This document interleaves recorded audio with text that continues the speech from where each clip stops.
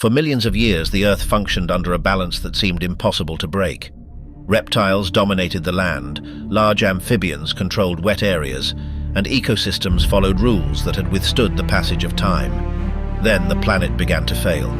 From deep within the Earth, entire continents began to fracture, the climate changed abruptly, and a global crisis wiped out much of the existing life. When it was all over, the former rulers of the world had disappeared. The dinosaurs, until then few and secondary, inherited a transformed planet. What did the dinosaurs have that the others did not? Before the breakup, a landscape full of reptiles. Around 240 million years ago, the planet began to strain from within. On the surface, there were no clear signs of what was happening, and the earliest relatives of the dinosaurs could barely notice it.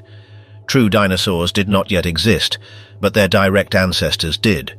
Small, agile animals, similar in size to a cat, that moved through a demanding and changing world. For them, life followed a normal course. They moved among large amphibians, avoided predators, and endured intense seasonal rains that marked the rhythm of the Triassic. Nothing indicated that the ground beneath their feet was beginning to fail.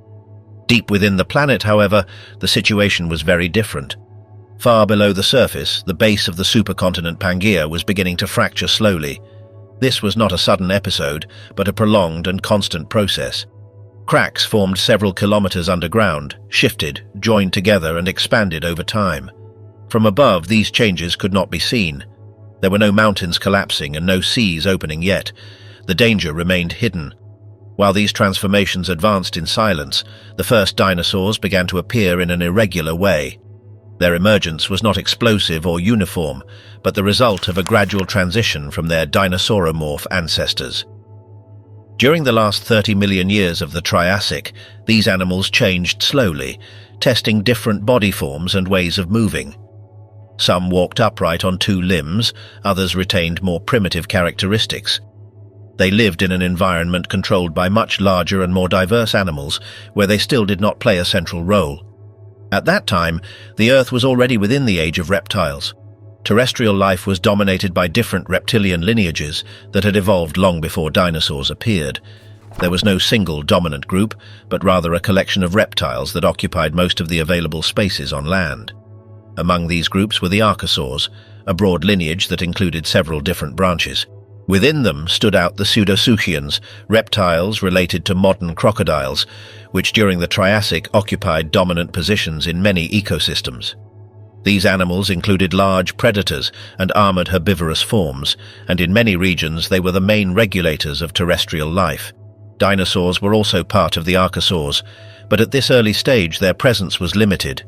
They were reptiles like the others, shared a common origin, but did not impose conditions or control ecosystems. Their small size and low diversity kept them in the background, within a world ruled by other, better established reptiles. While pseudosuchians dominated rivers, plains, and forested areas, the first dinosaurs moved along the margins of the system. They did not lead food chains or define how the environment functioned. Their survival depended on occupying secondary spaces and adapting to changing conditions on a planet that did not yet belong to them. At the same time, enormous forces acted on Pangaea from opposite directions. From east and west, the supercontinent was subjected to constant tension generated by the planet's internal heat, gravity, and the pressure accumulated in the deep layers of the Earth. These forces, imperceptible on a human scale, were intense enough to move entire continental masses over millions of years. Under this continuous push, Pangaea began to stretch, like a material that thins when it is forced for too long. Each internal adjustment produced minor tremors. Earthquakes occurred that did not alter life at the surface, but weakened the structure of the continent. With each movement, new fractures appeared. Over time, these cracks spread and connected with one another. The supercontinent, which had remained united for millions of years, began to lose cohesion. The process was slow but constant. For tens of millions of years, Pangaea was subjected to this continuous tension, a combination of opposing forces that weakened its interior. As happens when a material is stretched beyond its resistance, a point was reached at which the structure could no longer hold. Deep fractures reached the surface, and the continent began to open from within, following a line that would eventually separate it into two large blocks. That first tear marked the beginning of a transformation that still defines the planet's geography today. The separation between what would later become North America and Europe, as well as between South America and Africa, began at this moment. The Atlantic Ocean did not yet exist, but the space it would occupy began to form when seawater started to seep between the land masses that were slowly moving apart. Although these changes shaped the modern world, the process was not orderly or stable. The fragmentation of a continent brings inevitable consequences. When the crust stretches and thins, pressure on the deeper layers decreases. This reduction allows molten material from the interior to rise. The direct result of this process is volcanic activity. In the early stages, when fractures were small, the effects were limited. Isolated volcanoes could appear, localized lava flows, and damage restricted to specific areas. In those cases, activity ended and the environment managed to stabilize. Similar processes can still be observed in regions where continents are slowly beginning to separate today. But what was happening at the end of the Triassic was different. It was not a minor rupture, but the complete tearing apart of a supercontinent. The scale of the phenomenon was enormous. As Pangaea fragmented, magma accumulated over millions of years found open paths to the surface. When it finally emerged, it did so on a massive scale. Around 201 million years ago, the process reached its critical point. After a long period of accumulation underground, magma began to rise rapidly. The crust, already weakened, opened and allowed gigantic volumes of molten rock to reach the surface. It was not a single episode, but a series of events repeated over hundreds of thousands of years. During that time, volcanic activity released enormous volumes of lava that spread across very large regions of the continent. Over time, these flows accumulated to form layers of exceptional thickness, enough to bury entire landscapes beneath vast expanses of solidified rock. Large areas of Pangaea were covered by this material, irreversibly transforming the planet's surface. The eruptions did not only alter the land. Along with the lava, large volumes of gases were released into the atmosphere. Among them were compounds capable of modifying the climate on a global scale. The result was accelerated warming of the planet, accompanied by extreme environmental changes. Conditions became increasingly difficult for most forms of life. This period gave rise to one of the great biological crises in Earth's history. A high percentage of species disappeared both on land and in the oceans. Entire ecosystems collapsed. Plants, animals, and marine organisms were unable to adapt to the speed of change. The extinction was widespread and profound. However, the impact was not the same for all groups. While many disappeared, others managed to survive. Among them were the dinosaurs, which until that time had occupied a secondary place in Triassic ecosystems. The catastrophe unintentionally created the conditions that would later allow them to expand. When volcanic activity decreased and the planet began to stabilize, the resulting world was different. The climate had changed, landscapes had been transformed, and many of the dominant Triassic species were no longer present. In this new scenario, dinosaurs found fewer competitors and opportunities that had not existed before. This was the beginning of a deep transition. It did not occur immediately or for a single cause. It was the consequence of prolonged geological processes, massive eruptions and extinctions that reshaped the planet. Dinosaurs did not cause these changes, but they were the ones who managed to occupy the space that remained available. Thus, while the Earth finished fracturing and the ancient supercontinent broke apart, a new stage in the history of life began. Dinosaurs did not yet dominate the world, but the path that would lead them to do so had already been marked by forces far older and more powerful than they were. From below, cracks, subsidence, and hidden fire. When the internal cracks of Pangaea reached the surface, the planet entered a completely new phase. The supercontinent was no longer a solid mass, but a weakened structure, crossed by deep fractures that marked the exact line along which it would begin to separate. From that moment on, the process stopped being invisible. The ground began to sink in some areas and rise in others, creating a clear geological boundary between blocks of land that were slowly moving apart. The separation was not instantaneous. For millions of years, the two halves of Pangaea remained connected by increasingly narrow regions. However, constant movement eventually opened a corridor that allowed seawater to enter. This growing space became over time a new ocean. The Atlantic, which today separates entire continents, began as a narrow fissure through which the sea progressively infiltrated. The consequences of this process can still be seen in the modern world. The coastlines of North America, Europe, Africa, and South America fit together like pieces that once formed a single whole. This arrangement is not accidental. It is the direct result of that separation that began more than 200 million years ago, when Pangaea started to open from its core. But continental fragmentation was not a calm event.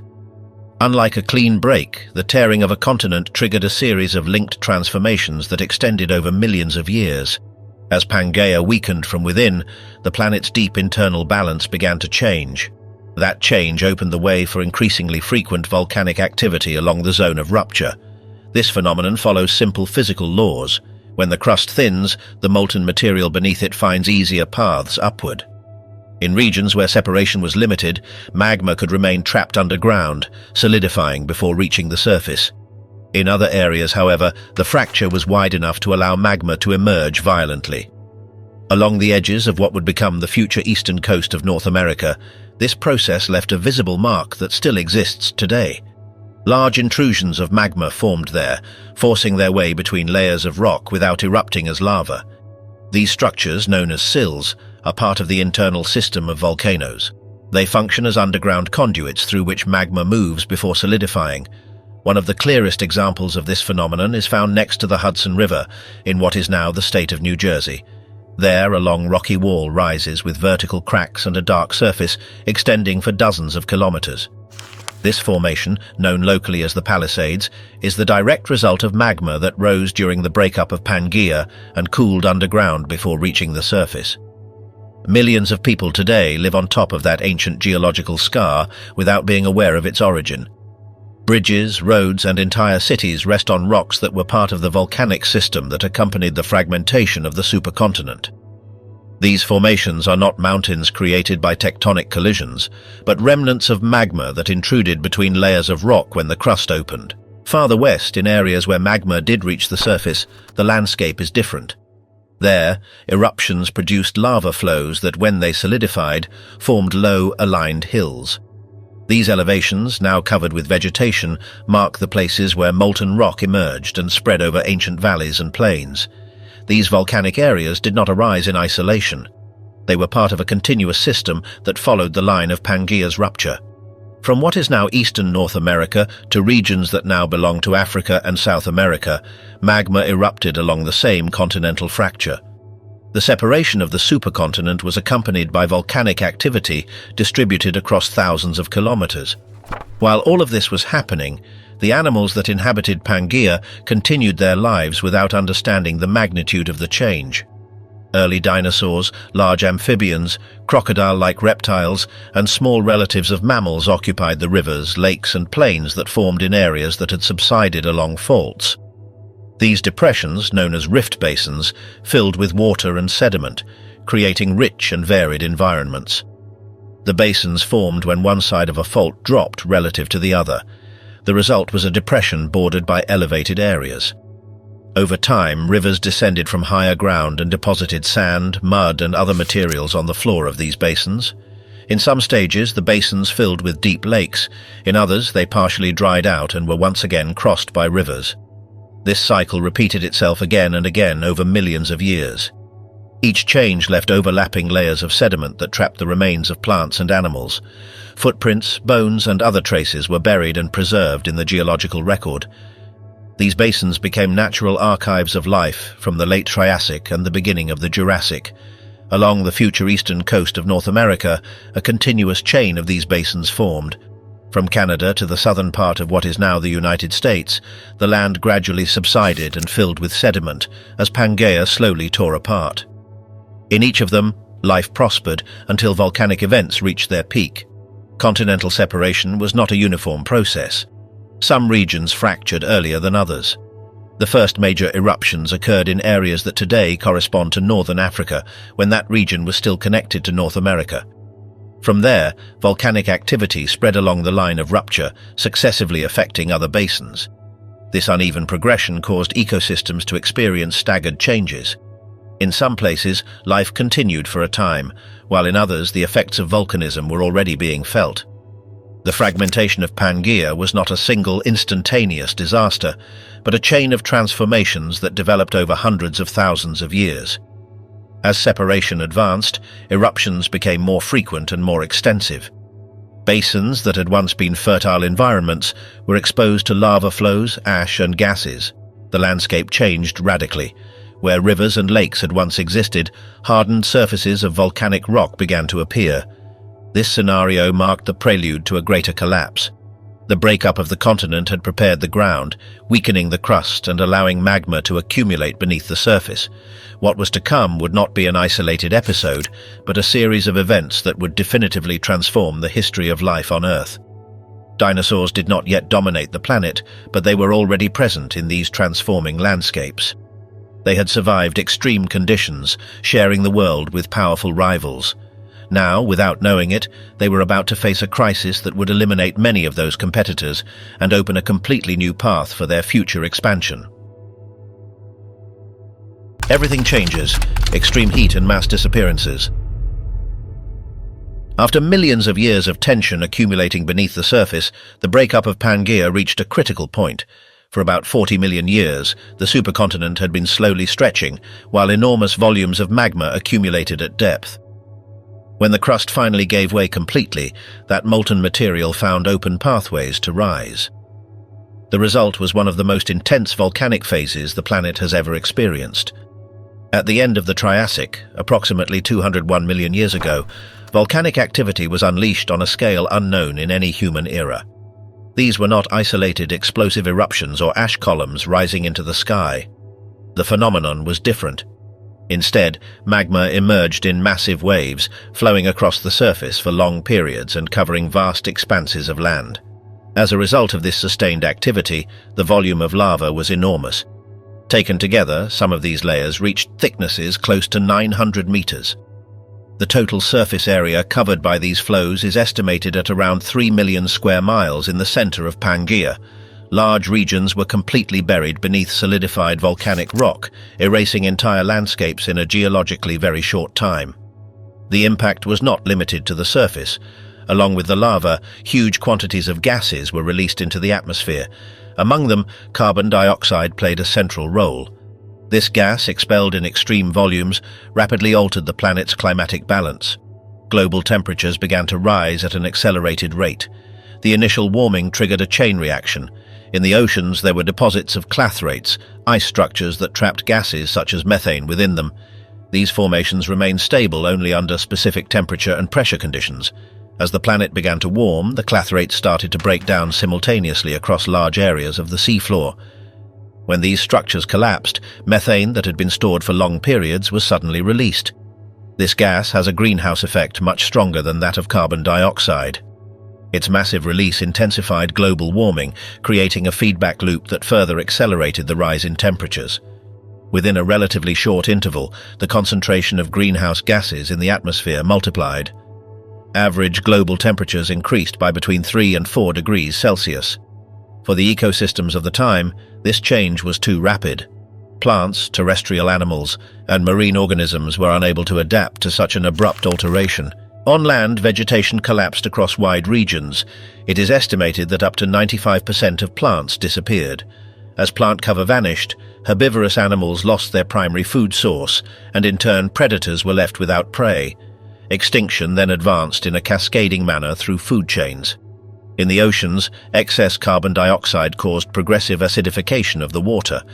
This chemical change severely affected organisms with shells and calcareous skeletons. Many of them did not survive, leading to the collapse of entire marine ecosystems. Marine life experienced one of the greatest crises in its history. The climate became extremely unstable. Periods of intense heat alternated with somewhat cooler phases. These oscillations intensified contrasts between the northern and southern regions of Pangaea. Thermal differences strengthened monsoon systems, causing coastal areas to receive even more extreme rainfall, while continental interiors became more arid. Pangaea had never been an easy place for life, but these conditions raised that hostility to a new level. Animals that were already adapted to extreme climates encountered an environment that was even more unpredictable. Many species were unable to endure. Among the victims were groups that had previously dominated ecosystems. Large amphibians, large-bodied reptiles, and early relatives of mammals disappeared in large numbers. The pseudosuchians, crocodile-related reptiles that had been dominant predators for much of the Triassic, became almost completely extinct. Long-snouted phytosaurs, armored etosaurs, predatory rauisuchians, and unusual forms such as Ephigia ceased to appear in the fossil record.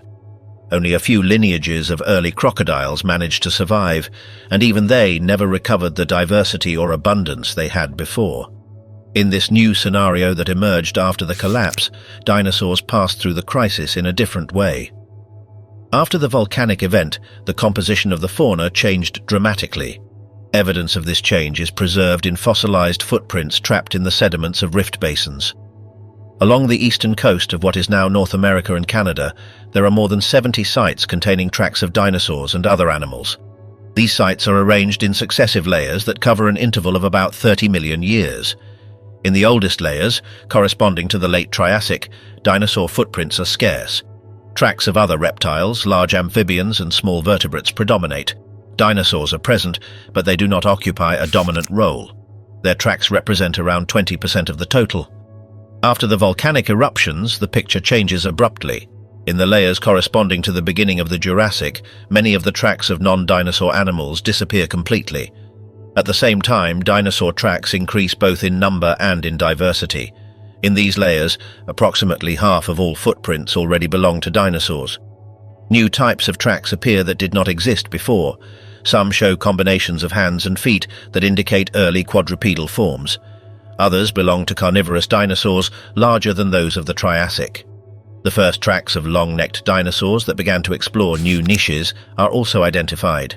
This record does not show a slow recovery after the crisis, but a profound reorganization of ecosystems. While many groups disappeared forever, dinosaurs not only survived, but diversified rapidly. New species emerged and began to occupy the ecological spaces that had been left empty. The world that emerged after the volcanic episode was different from what came before. Climatic conditions, vegetation, and fauna had changed. In this new setting, dinosaurs found less competition and a greater variety of available environments. Without seeking it or planning it, they found themselves in a privileged position to expand. This process marked the definitive transition into a new era. The Triassic came to an end and the Jurassic began. With it started the period in which dinosaurs would cease to be secondary actors and become the main inhabitants of the planet's terrestrial ecosystems. Marks in stone, remains preserved beneath the city. Long after the eruptions reshaped the planet, some of the clearest evidence of what happened remained visible in unexpected places. In New York City, it is enough to walk along Broadway and look between the buildings to see, across the Hudson River, a large dark rock cliff rising about 30 meters high. This natural wall, known as the Palisades, stretches for dozens of kilometers from Staten Island to the north of the state. For much of the year, the rock face is covered by trees and vegetation clinging to its nearly vertical slopes.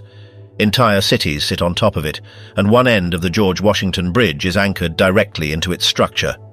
Millions of people see it every day without knowing that this cliff is a direct remnant of the volcanic events that accompanied the breakup of Pangaea. The Palisades are not a surface lava flow. They are a type of geological formation called a sill, an intrusion of magma that forces its way between layers of rock underground and solidifies before reaching the surface. These structures are part of the internal system of volcanoes. They act as conduits that transport magma at depth, although they do not always release it to the surface. This sill formed at the end of the Triassic, when the fracture between the two halves of Pangaea crossed what is now the east coast of North America, just a few kilometers from where New York City stands today. The magma that created it came from the same reservoirs that fed the enormous eruptions of the time, although in this case it became trapped underground and cooled without producing surface lava. Not far from there, about 30 kilometers to the west, magma did reach the surface. The resulting volcanic rocks now form a series of low hills known as the Watchung Mountains in northern New Jersey. Although their height is modest and their extent limited, these hills are another direct testimony to the volcanic activity associated with the breakup of the supercontinent. At the center of this area lies Livingston, a residential community that, in the late 1960s, became the scene of an unexpected discovery. In an abandoned quarry, where red shales formed in ancient rivers and lakes near the volcanoes had been extracted, fossil dinosaur footprints began to appear. The news reached a 14-year-old teenager named Paul Olsen. His mother told him what she had read in the local newspaper, and the idea that dinosaurs had lived so close to his home left him stunned. Without thinking much about it, Olsen gathered his friend Tony Lesser, and the two rode their bicycles to the quarry. At first glance, the site was nothing remarkable. It was a neglected area, full of rocks and vegetation. However, the recent appearance of footprints had attracted several hobbyists searching for fossils. Olsen and Lesser struck up conversations with some of them and quickly learned the basics of the work: how to recognize ancient footprints, how to extract them without damaging them, and how to analyze them. The experience soon became an obsession. The two young men returned to the site again and again. Because they had to attend school during the day, they worked at night, using flashlights and campfires, even in the middle of winter. For more than a year, they continued excavating long after most of the other hobbyists had lost interest.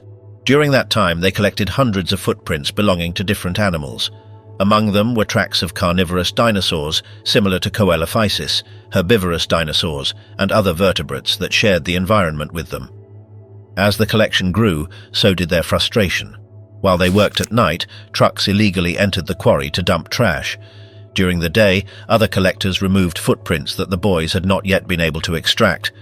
The site was rapidly deteriorating, and evidence of the past was in danger of disappearing.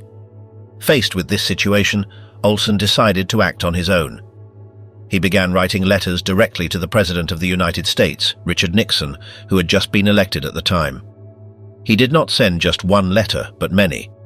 In them, he asked that presidential powers be used to protect the quarry and turn it into a preserved site. He even sent the White House a fiberglass cast of a dinosaur footprint. In addition to the letters, he launched a media campaign. His story appeared in Life magazine, greatly increasing public interest. Eventually, his persistence paid off. In 1970, the company that owned the land donated the quarry to the county, which turned it into a fossil park known as the Riker Hill Fossil Site. The following year, the site received official designation as a National Historic Landmark. Olsen was recognized with a presidential commendation for his work. He even came close to being received at the White House, although the visit was cancelled at the last minute by decision of a presidential advisor. Far from being an isolated episode, this experience set the course of his life.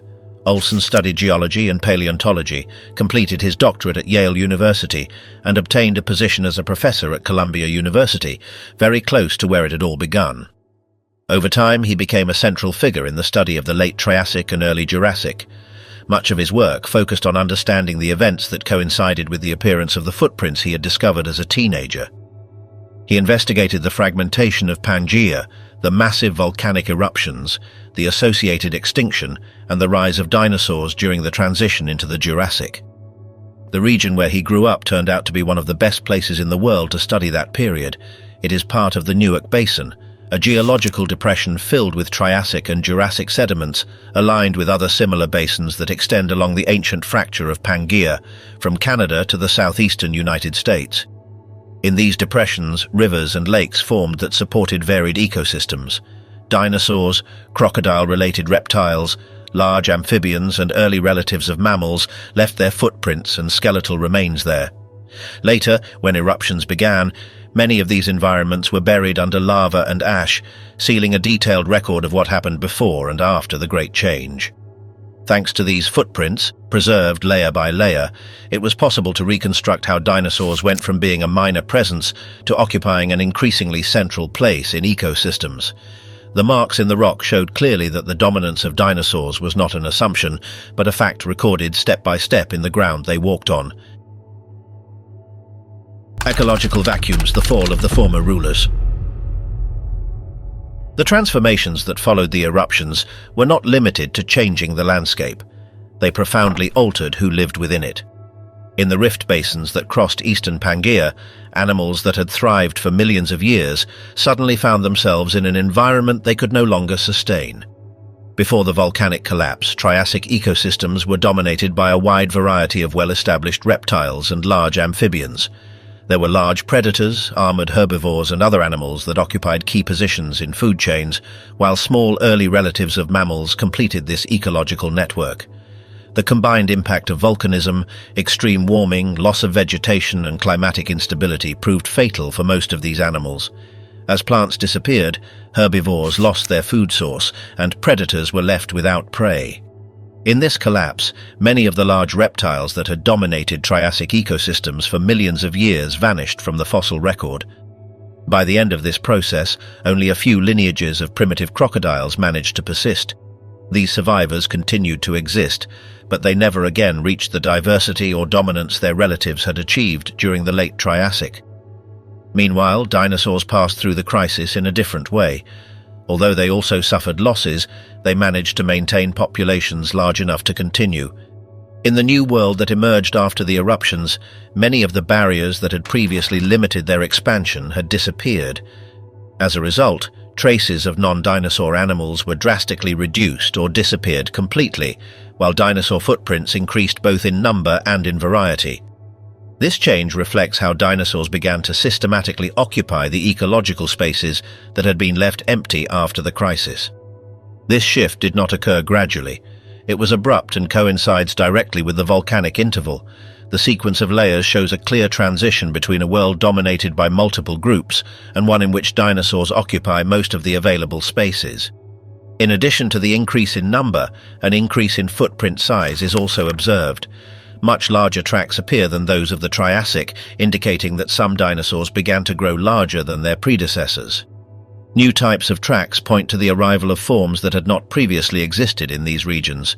This pattern is repeated at different points along the rift basins, reinforcing the idea that this was not a local phenomenon.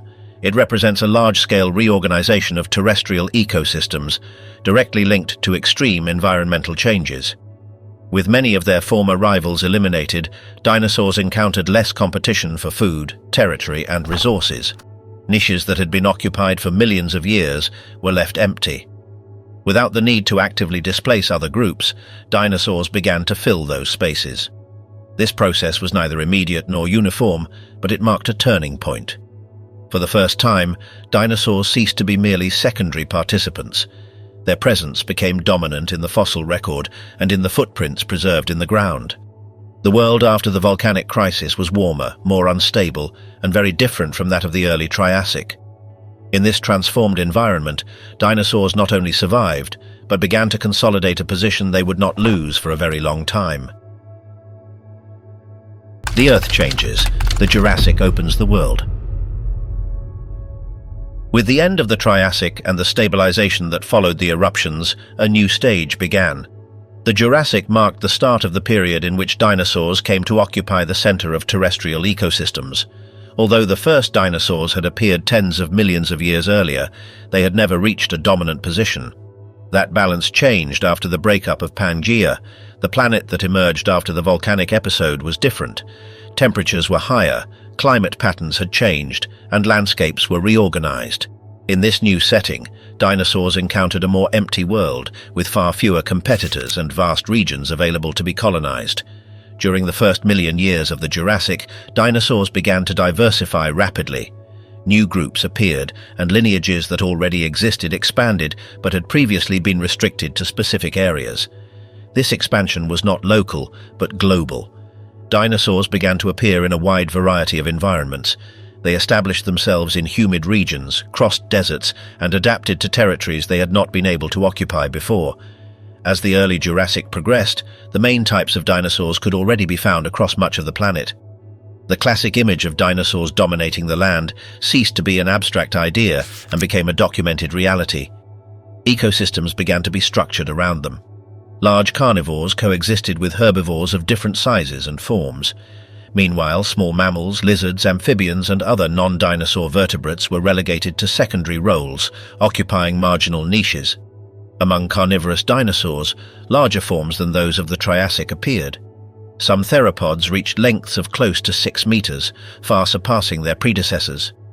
These predators moved with agility and positioned themselves at the top of food chains. Herbivorous dinosaurs also began to diversify. Ornithischians covered with bony plates appeared, which would later give rise to heavily armored groups. Others, smaller and more agile, adopted varied diets and flexible lifestyles, allowing them to thrive in different environments.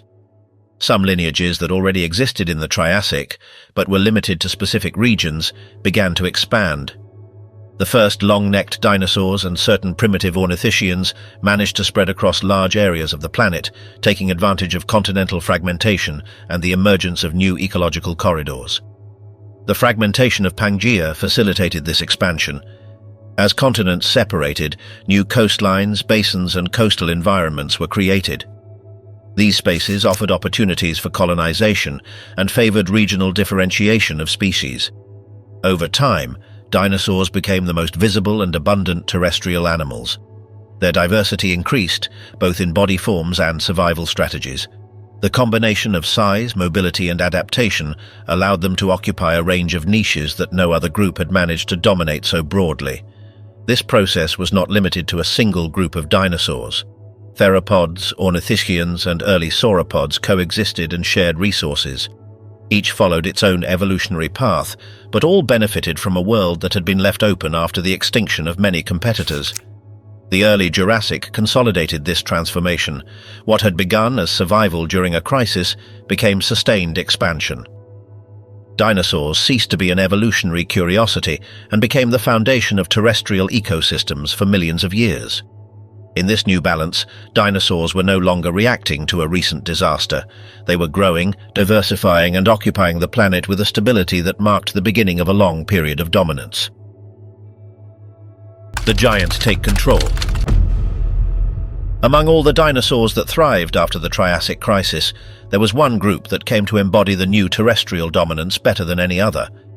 These were the sauropods, long-necked animals with column-like limbs and enormous bodies, devoted to consuming plants in colossal quantities. Their presence became increasingly common as the Jurassic progressed. These dinosaurs did not appear out of nowhere. They came from an earlier lineage known as the prosauropods, medium-sized herbivores that already existed in the late Triassic. Some of them, such as Plateosaurus, had reached notable sizes for their time, but they were still limited by their environment. They could not occupy vast deserts or move freely across the entire planet. With the beginning of the Jurassic, those restrictions began to disappear. Sauropods developed increasingly specialized bodies.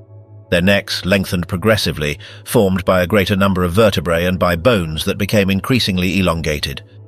This structure allowed them to access food sources that other herbivores could not reach. The long neck gave them a direct advantage. They could remain in the same place for hours and sweep large areas of vegetation without moving very much. In this way, they obtained enormous amounts of food while spending less energy than other animals. This feeding strategy was key to sustaining bodies of extreme size. At the same time, these dinosaurs grew rapidly.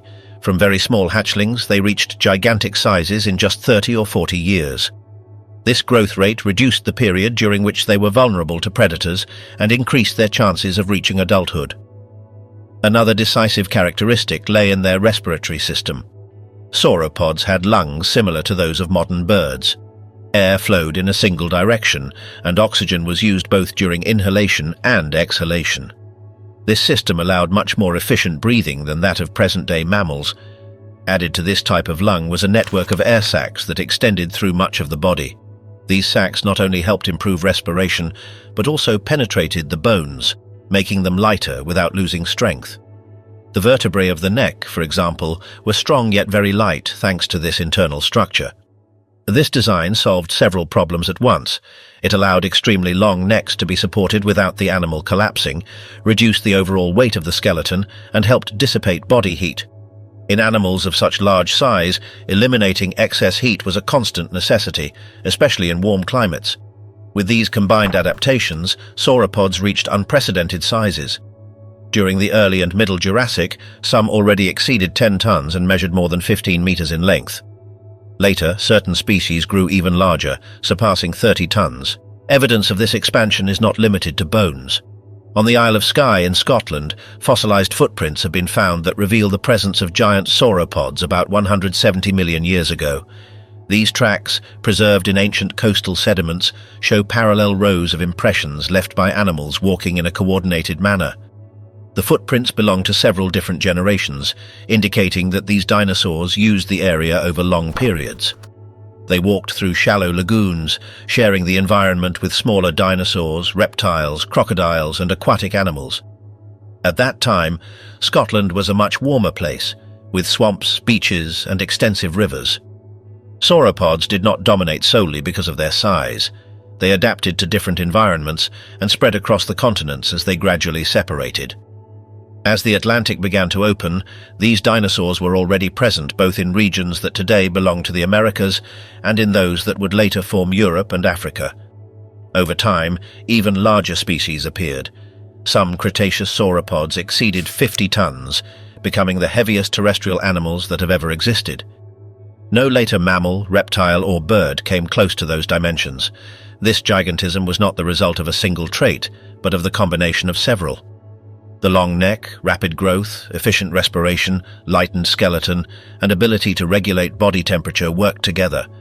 If even one of these elements had been missing, these animals would not have been able to reach such sizes. In the world that emerged after the breakup of Pangaea, sauropods found ideal conditions to expand. Ecosystems were open, competition was lower, and plants were abundant. They took advantage of this opportunity in a way that no other group managed to match. During the Jurassic, these giants became the clearest image of dinosaur dominance. They were not only numerous, but occupied the center of landscapes, visible from great distances, setting the rhythm of terrestrial ecosystems for millions of years. Rules of power, apex hunters and hierarchies. In a world where dinosaurs already dominated all continents, power was not distributed at random. Terrestrial life operated under clear rules, defined by strength, speed, and hunting efficiency. In every ecosystem, there was a defined hierarchy, a network of relationships in which each animal occupied a precise place. At the top, large predators controlled the balance of life, determining which species thrived and which disappeared. For millions of years, large carnivores were not the same everywhere. At different times and in different regions, different groups took control. During the Jurassic and early Cretaceous, enormous predators such as Allosaurus, Sinraptor, and other giant carnivores imposed their dominance. These animals were large, powerful, and occupied the highest levels of food webs. Their mere presence defined the behavior of the rest of the species. In this world of giants, not all carnivores were equal. Beneath the large predators existed intermediate levels, smaller hunters that moved quickly, attacked smaller prey, and avoided direct confrontation with the masters of the territory. These food webs were complex and dynamic, with multiple layers of predators and prey, all interconnected. Tyrannosaurs were part of that system. For a long time, they were not absolute kings, but actors within an already established structure. In some places, they occupied secondary positions, living in the shadow of larger predators. In others, especially when conditions allowed, they managed to rise and become the main hunters of their environment. The dominance of a predator did not depend solely on size. The organization of terrestrial power was also determined by the ability to detect prey, by hunting efficiency, and by endurance in changing environments. A dominant predator had to control large territories, impose its presence, and maintain ecosystem balance without exhausting it. In regions of Asia and North America, tyrannosaurs began to stand out within these networks. They did not do so suddenly, but gradually, adapting to dense, humid, and life-rich ecosystems. In these environments, forests were populated by herbivorous dinosaurs of different sizes, from large sauropods to herds of duck-billed dinosaurs. These herbivores formed the base of the food chain and, in turn, attracted large predators. A clear example of this system appears in fossil sites in southern China, where remains of a tyrannosaur known as Qianzhusaurus were discovered. This animal lived about 66 million years ago in a tropical environment, with swamps, dense vegetation, and unstable ground. In that ecosystem, multiple species coexisted, creating a complex food web where competition was constant. Qianzhusaurus was not an isolated predator. It was part of a system in which different carnivores competed for the same prey. Its anatomy, with an elongated snout and powerful jaws, made it an effective hunter within that specific environment. It did not need to dominate an entire continent to be a key player. It was enough to control its territory and the most productive hunting routes. In these ecosystems, the balance between predators and prey was fragile. If a large carnivore disappeared, others took its place. If a herbivore population grew too large, predators benefited. Everything was connected. Large predators regulated populations, prevented overexploitation of resources, and maintained ecosystem structure. Throughout the Jurassic and the Cretaceous, this model was repeated in different regions. In some places, tyrannosaurs shared power with other large carnivores. In others, they became the main regulators of the system. The key was not only strength, but the ability to adapt to environmental changes. In areas where rival large predators disappeared or declined, tyrannosaurs took advantage of the opportunity. Their presence became more dominant, and their role within the food web became central. They controlled the largest prey, displaced other carnivores, and organized the flow of energy within the ecosystem. This dominance did not mean the absence of competition. Even in regions controlled by tyrannosaurs, other smaller carnivores existed, occupying specific niches. Some hunted at night, others specialized in small prey or scavenging. Terrestrial power was not a simple pyramid, but a complex structure with multiple interconnected levels. The size and strength of tyrannosaurs allowed them to access prey that others could not hunt. Their bite could crush bone, giving them access to energy resources that other predators could not exploit. This reinforced their position within the system and allowed them to maintain extensive territories. In regions where the continents were already fragmented, the power of large predators also became regional. Tyrannosaurs dominated large areas of Asia and North America, but they did not spread to all continents. In other regions, different groups of carnivores occupied the role of apex predators, creating parallel systems of dominance. This distribution of terrestrial power meant that the dinosaur world was not uniform. Each region had its own rulers, its own food webs, and its own balances. In some places, tyrannosaurs were unrivaled. In others, they shared control or were overshadowed by different competitors. What remained constant was the organization of the system. In all cases, large predators set the rhythm of life. Their presence influenced the distribution of prey, the movement of herds, and the structure of the landscape. Wherever a large carnivore hunted, the rest of the ecosystem adapted. This is how power functioned in the age of dinosaurs, not as chaotic domination, but as an organized network in which each species had a defined role. Tyrannosaurs, in their different forms and sizes, were key elements of that system. In some places, mere secondary actors. In others, the true rulers of the land. This world, full of hierarchies, competition, and balance, was the stage on which dinosaurs reached their peak of terrestrial dominance. A planet governed by clear natural rules, where power was not inherited but conquered every day through survival. Beyond the ground, wings, feathers, and flight. The dominance of dinosaurs did not stop on solid ground. While large predators controlled terrestrial ecosystems and food webs, maintained a precise balance between hunters and prey, another territory began to open above their heads. The air, until then almost exclusively occupied by insects, became a new frontier of expansion. And there as well, dinosaurs left their mark. Long before modern birds filled the skies, other reptiles had already learned to fly. Pterosaurs were the first vertebrates to conquer the air. They were not dinosaurs, but they shared a distant origin with them and the same world. Their wings were not made of feathers, but of a membrane of skin supported by an elongated finger that stretched like a sail.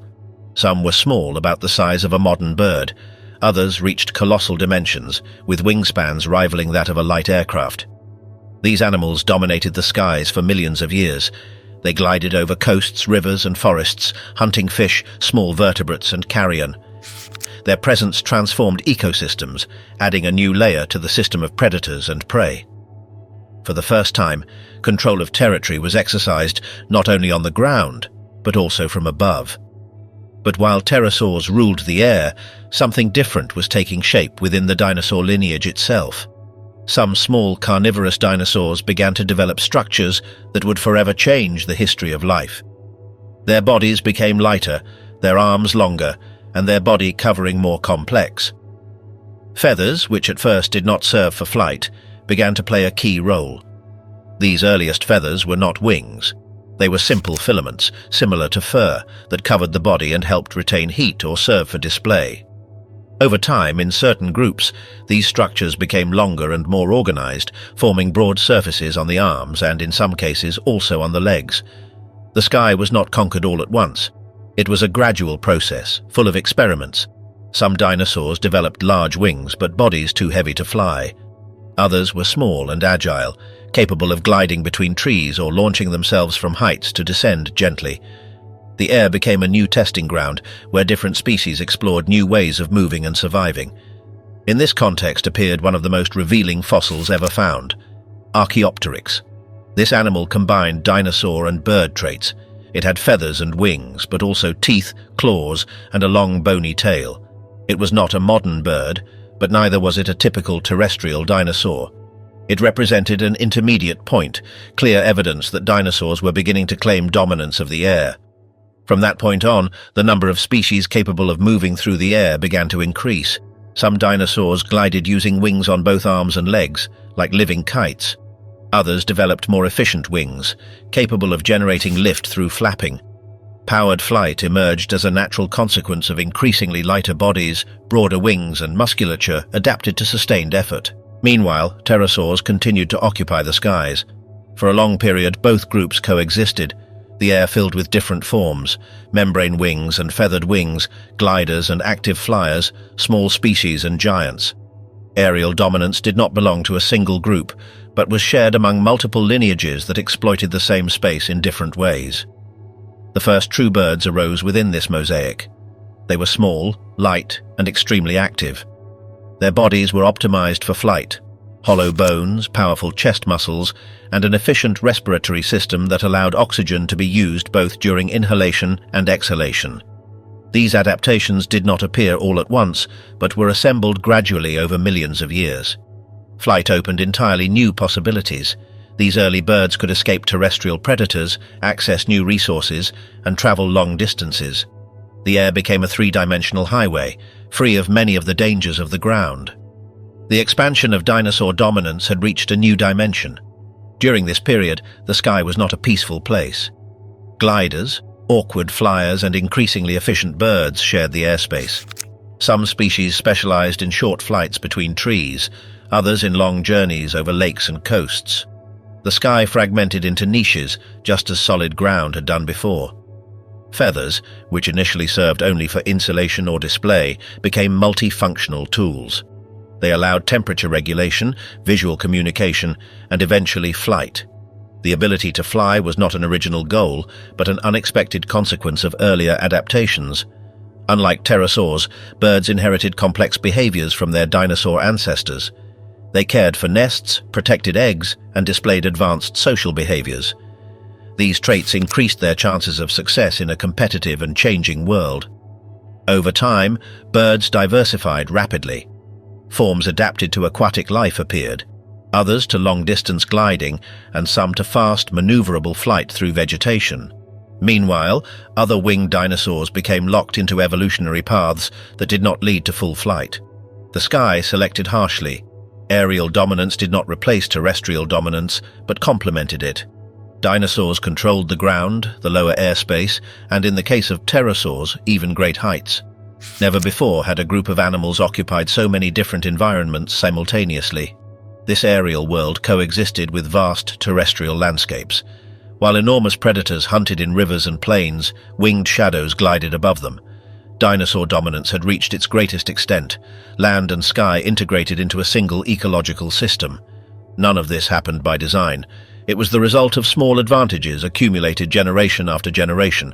A bit more feather, a bit less weight, a bit more muscle strength. Flight emerged as a natural consequence when all the pieces finally came together. In this way, the sky ceased to be a limit and became another territory. Dinosaurs did not only dominate the surface of the planet, they also claimed the space above it. A total three-dimensional dominance that defined one of the most extraordinary chapters in the history of life on Earth. A perfect system, millions of years in balance. By the last millions of years of the Cretaceous, the planet was no longer a territory in formation or a world in transition. The land surface was fully structured, divided into well-defined regions, separated by broad and stable seas, and occupied by animal communities that had long been functioning under the same rules. In that setting, dinosaurs were not expanding or experimenting. They lived in a world they already knew, adapted to every available corner of solid ground. The continents had acquired recognizable shapes. North America and Asia dominated the northern hemisphere, separated by vast oceanic expanses with occasional contact in areas near the Arctic. Europe was not a continuous landmass, but a constellation of scattered islands, often flooded by shallow seas. Sea level was high, driven by a warm and stable climate, with no large ice sheets at the poles. Waters penetrated deep into the continents, creating inland seas, extensive coastlines and humid environments that directly influenced the distribution of life. In North America, a vast shallow sea crossed the continent from south to north, dividing it into two separate regions. To the west stretched a strip of land rich in rivers, alluvial plains, and dense forests. To the east, another isolated landmass developed its own communities. This fragmentation did not weaken dinosaurs. On the contrary, it favored specialization. Each region developed its own ecological balance, with species adapted to very specific local conditions. In the southern hemisphere, the situation was different but equally stable. South America and Africa had definitively separated, although during certain periods there were still temporary connections through archipelagos. Australia remained tenuously connected to Antarctica, which occupied the southernmost end of the planet. These land masses, surrounded by warm seas, hosted independent ecosystems for millions of years, with their own faunas and a solid internal organization. In all these territories, dinosaurs occupied the land exclusively. The oceans were dominated by marine reptiles, fish and sharks, but dinosaurs never managed to adapt to aquatic life. This limitation, far from being a problem, clearly defined their dominance. The continents were their realm. Every fragment of emerged land was populated by complete dinosaur communities, with herbivores, carnivores, omnivores, and forms specialized for different ways of life. Climatic stability was a key factor in this organization. The planet operated under a warm regime, with relatively uniform temperatures across latitudes. Seasons existed, but they were not extreme. Jungles, forests, and plains extended widely, providing constant food. Vegetation had reached remarkable diversity, with flowering plants widely distributed, along with shrubs, trees, and dense ground cover that supported large herbivore populations. These herbivores did not form a homogeneous group. In different regions, different types of dinosaurs specialized in consuming leaves, stems, branches, or low-growing shoots. Some lived in large herds, others moved in smaller groups. Their presence shaped the landscape, controlling vegetation growth and creating clearings, paths, and open areas that influenced the rest of the ecosystem. On this foundation, the higher levels were organized. Carnivores occupied well-defined niches, from large predators to medium-sized hunters and small opportunists. Each ecosystem had its own hierarchy, adapted to available prey and environmental structure. There was no single global model. The planet was divided into biological provinces, each with its own distribution of power. In North America, ecosystems were dominated by highly diverse communities, with multiple species sharing the same space without collapsing the system. Large herbivores were abundant, allowing the existence of large carnivores, but also numerous secondary hunters and omnivores. This complexity made food webs resilient to localized changes. The disappearance of a single species did not imply the immediate collapse of the whole. Asia showed a comparable structure. Its intermittent proximity to North America allowed faunal exchanges over long periods, generating ecosystems with similar, though not identical, traits. Communities were well established, with species adapted to varied climates, from more humid zones to drier interior regions. The result was a mosaic of fully functional dinosaur habitats. In the south, ecosystems followed different rules. The absence of certain groups present in the north allowed others to occupy those spaces. Large herbivores dominated wide areas, accompanied by carnivores adapted to hunting them in open environments. In some regions, other non-dinosaur reptiles assumed roles that in the north were occupied by small and medium-sized dinosaurs. Even so, the overall structure remained recognizable: complete, stable, and well-defined food webs. Europe represented a special case. Fragmented into islands, it hosted isolated communities for long periods. In these reduced territories, dinosaurs adapted to limited resources. Prolonged isolation favored the emergence of unique forms, adjusted to small spaces and particular conditions. Each island functioned as a closed system, with its own internal balance, without major exchanges with the outside. Despite these regional differences, the global pattern was clear. The planet was completely occupied by dinosaurs in all available terrestrial environments.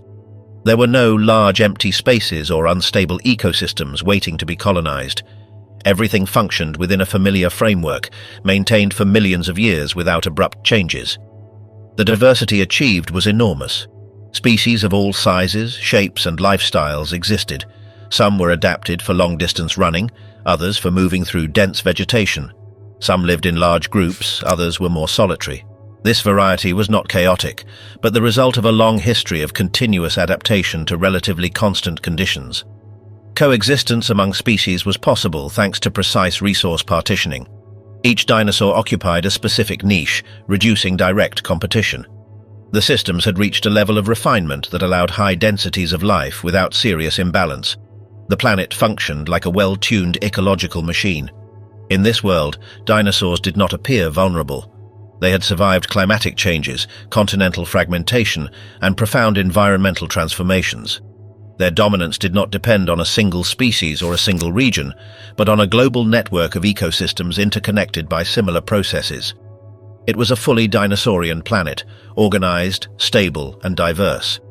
This was the Earth in that final moment of prolonged stability. A world in which each continent had its own biological identity, but all shared the same foundation: mature ecosystems, warm climates, and terrestrial life structured around dinosaurs. It was not a world on the rise or in decline. It was a world operating at full capacity, sustained by balances that seemed destined to last.